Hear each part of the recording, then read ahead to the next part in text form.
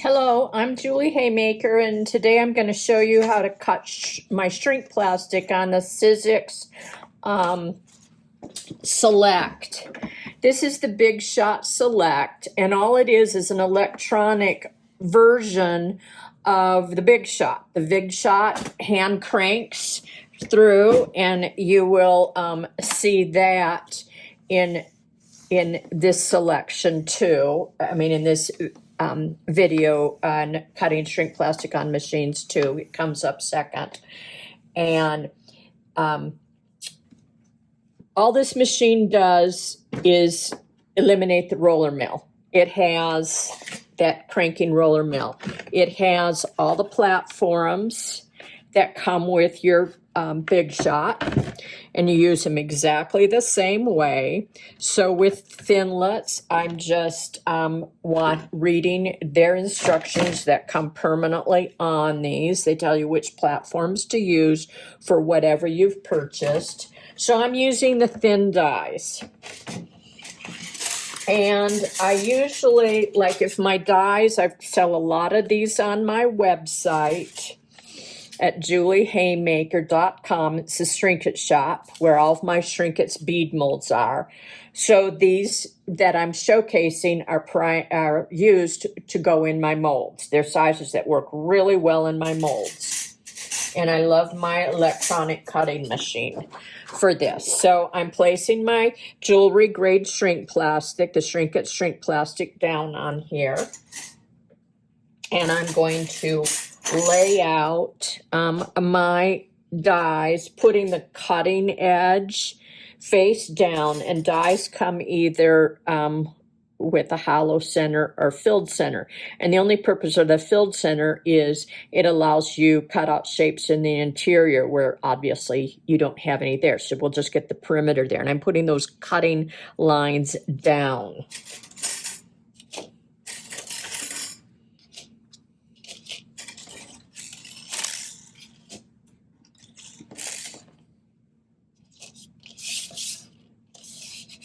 Okay, I'm going to be showing, this is heavy material, so I'm going to be using the reverse button on this. And the reverse button on the Big Shot, this switch works. You only can push this when the machine hasn't completed the cut, meaning you've got to reverse that before it's already gone through the whole machine. If it goes through the machine, it won't work. So I leave a little bit extra here. If I put my dies right on here on the edge and reverse it, I may push the reverse button before this completes its round. That'll be apparent when I finish this. When I showcase this. Now my platforms start to get bowed with time, and you can see I've used these a lot. So what I do is I'll put it in bowed this way, and then the next run I reverse that sequence so that I'm back and forth with the bow. And then eliminate it always going in one way until it totally cups. Eventually, I'll have to replace the platforms, but this is trying to save them as much as possible. So I'm going to move this over so you can see. I've got it lined up in there. Just like anything else, any die cutting, then I just push. Give it a little push. And this is what I love about this machine. I don't have to crank it myself. Now I'm watching this, and I'm going to wait for that to get about right there, almost where I couldn't see it anymore, and I reversed it.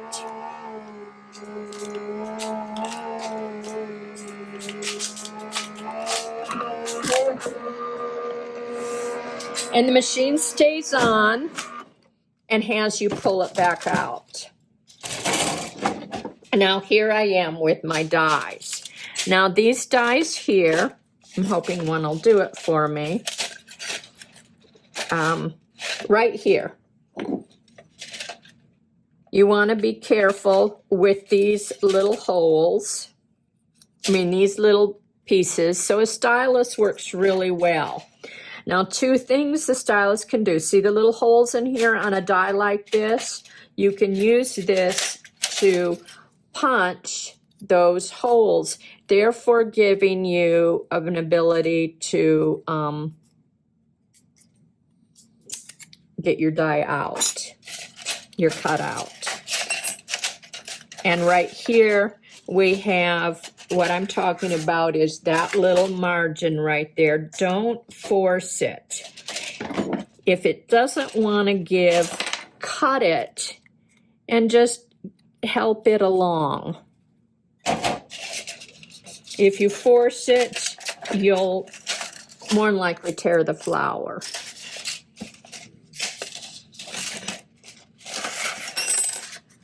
So here I've got one that I don't want to force.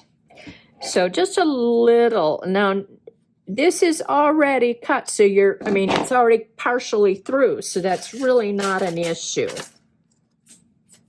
And so never force. Use your stylus. There's two ends of your stylus. These are ball tips. This is a ball tip stylus, so it doesn't have a sharp, pointy edge. I'm supposing, you don't want to scrape your surface, so I like the ball tip on this for helping me get the dies out of there. So the next thing is finding the center hole. I usually just eyeball it, but I will show you how to find the center hole to punch it. So next I'm going to show you how to find the center hole mark line for your metal dies. Let's say you have a variety of them and you want to know where to how to find the center hole. And so I'm going to show you. You would take a sheet and you'd take all the different dies that you have and lay them all out on a sheet of, just like, say, copy paper. I'm just showing you one for now, but you could take all your dies and cut these out of paper all at once. So you just, instead of the shrink plastic, you use your copy paper, place your die on it, just like you did for the shrink plastic. You're going to run it through the machine, and I'm also going to show you how the other use of the reverse button is when you're just doing a small section here. So we're going to put it in here. And then I'm going to reverse it back out.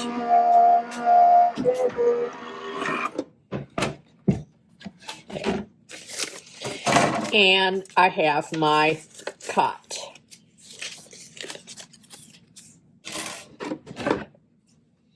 Now I'm going to take a ruler, and this all seems time consuming, but you only have to do it one time because this is going to be your center hole template. I'm just finding the centers right here, here, here, here of any of my flowers. All of the petals will have a center, and a 5-petal, obviously. Oops, I kind of missed that. Obviously, is a little different.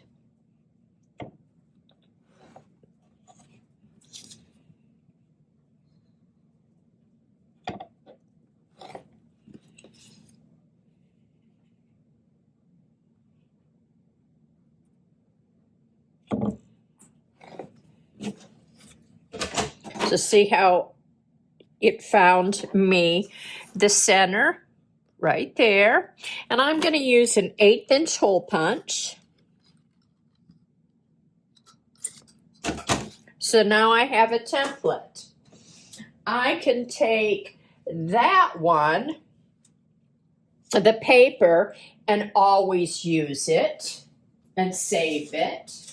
Or I can save both of these if I want a firmer template. So you just lay this on here, and then you've got your center hole. So now I have two options, and I would do those for all my flower beads, and I would keep those saved and mark the little bag as center hole templates. Like I said, if you want a sturdier one, just keep one made out of shrink plastic that isn't shrunk down. And keep all of your little center hole templates here so that whenever you're punching out a bunch of holes, you can just grab this and place it on your shrink plastic, mark it, and then cut. And did I say 16th? I meant that I'd used an 1/8" hole punch, but you can use a 1/4 inch for bigger hole, 1/8 inch, or 16th inch. So that's how to use the Sizzix Big Shot switch. Same way to do all of this with just a plain Big Shot. This just electronically pulls it through versus cranking. And the thin dies, I have many of these on my website at Julie Haymaker.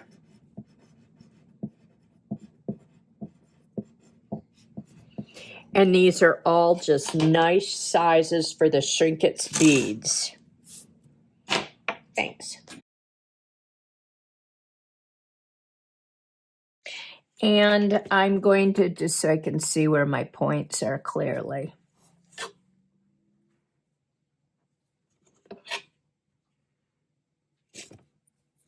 So on a 5-pointer, I'll mark all these points because I'm going from here to here. And move the machine out of the way. From here to here. And this will be a template that you can use all the time. If your paper one gets worn out, once you've made the paper one, you can make a shrink plastic one. I'll show you that in a minute. There, now I found my center right there. And I mean, I could want to be very careful. Include every petal. I can do all of them. So that finds me my center, and I get my favorite 1/8" hole punch out, and I'm able to punch right there in the center, and that gives me my template. So let's say I was cutting a lot of these shapes, and I wanted to keep this one as my master template for later on. I would just, the paper would wear out eventually. So a shrink plastic unshrunk becomes a nice master template. There, and I have my master template made for all my center holes for this shape. So on this setup, I'm just going to put copy paper in here. And I'm just showing you one die cut shape because we're just finding the center on this, and this is just a demo and a pattern. But you could lay out all the shapes that you wanted to find a center for. I'm going to reverse it.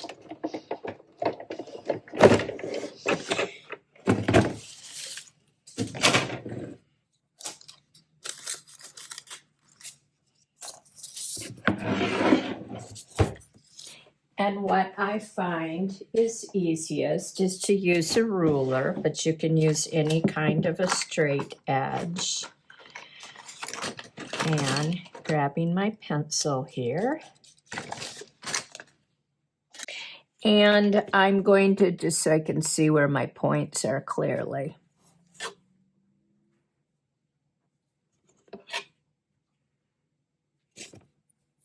So on a 5-pointer, I'll mark all these points because I'm going from here to here. And move the machine out of the way. From here to here. And this will be a template that you can use all the time. if your paper one gets worn out, once you've made the paper one, you can make a shrink plastic one. I'll show you that in a minute. There, now I found my center right there. And I mean, I could want to be very careful. Include every petal. I can do all of them. So that finds me my center, and I get my favorite 1/8" hole punch out, and I'm able to punch right there in the center, and that gives me my template. So let's say I was cutting a lot of these shapes and I wanted to keep this one as my master template for later on. I would just, the paper would wear out eventually. So a shrink plastic unshrunk becomes a nice master template. There, and I have my master template made for all my center holes for this shape.